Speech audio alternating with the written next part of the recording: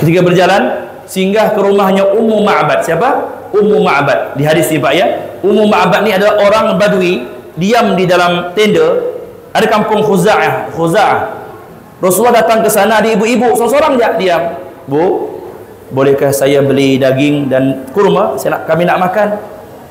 Oh, wahai musafir, kami tidak ada apa-apa, kampung kami dalam keadaan susah. Dahlah, itu kambing siapa? Kambing betina, belum pernah kahwin, putingnya belum ada. Sini, kata Rasulullah. Rasulullah pegang, keluar puting, keluar susu. Ya, terkejut dia. Apa ceritanya ni? Dia bilang, dia kasihnya tiga cawan, 3 gelas ya Pak ya.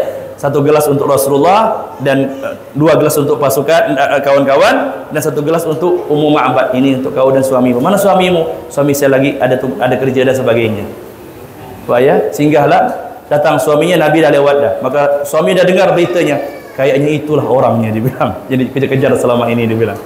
Jadi sampai di perjalanan, sampai dah akan menuju ke arah Madinah, Suraqah bin Malik Pak dengan kudanya nak ngejar Pak. Dia nak ngambil tawaran Abu Jahal tu. Kau dapat ni, kata orang Melayu bahak bahasanya kan. Kalau orang Melayu dapat ni, lumayan ni unta ni kan.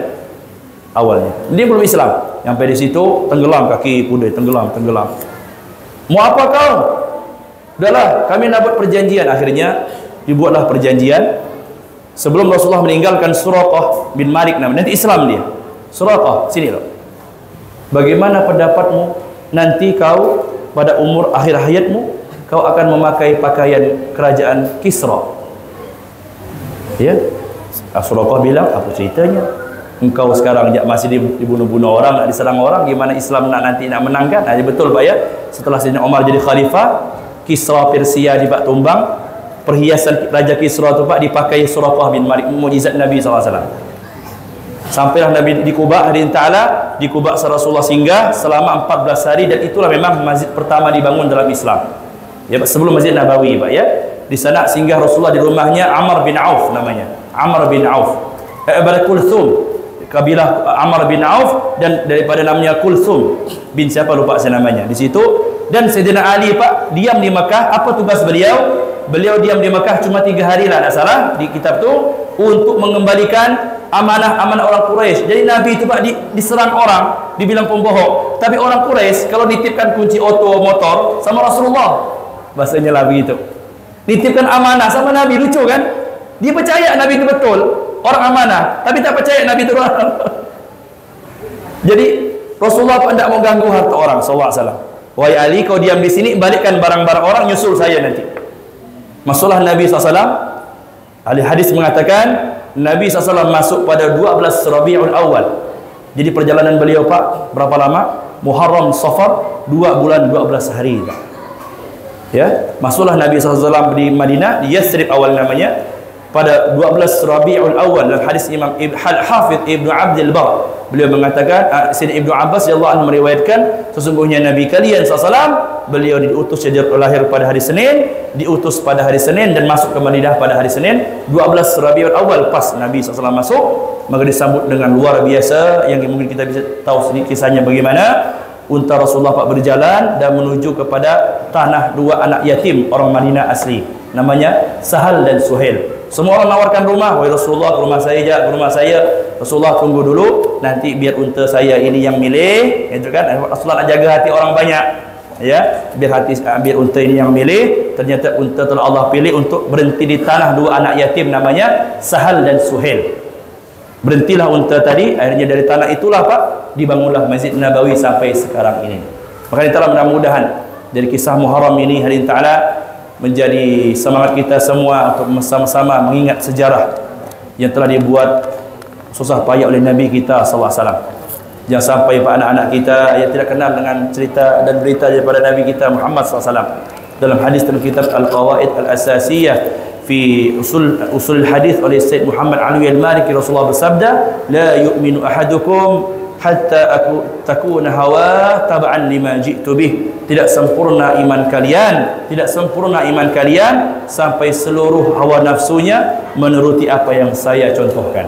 Saya ulangi Pak ya, tidak sempurna, bukan berarti tidak beriman nih, tidak sempurna iman kalian sampai apa yang dia biasa dia buat sesuai dengan biasa yang telah dibuat Nabi SAW. Walaupun Pak levelnya ini Pak kadang berbeda-beda Pak ya, ada orang telah mengamalkan banyak sunnah, ada yang telah mengamalkan sebagian, dan semoga kita termasuk orang yang telah mengamalkannya dan Allah tambah dalam pengamalannya, amin ya rabbal alamin. Dalam hadis lain Imam Hakim dalam kitab Hayatus Sahabah meriwayatkan Rasulullah bersabda, la yu'minu ahadukum, tidak sempurna iman kalian hatta akun ahabba ilaihi, sehingga saya lebih dia cintai daripada ibu, anak, istri dan semua manusia. Kalau kita masih menomorkan Nabi nomor 2, 3, 4, 5 hadis ta'ala, maka belum sempurna iman kita hadis ta'ala. Sebagaimana datang di hadis yang lain, Sayyidina Umar radhiyallahu anhu ketika dengar hadis ini, wahai Rasulullah, sesungguhnya saya telah mencintai, telah menjadikan engkau dikucintai dari segala-galanya kecuali diri saya sendiri.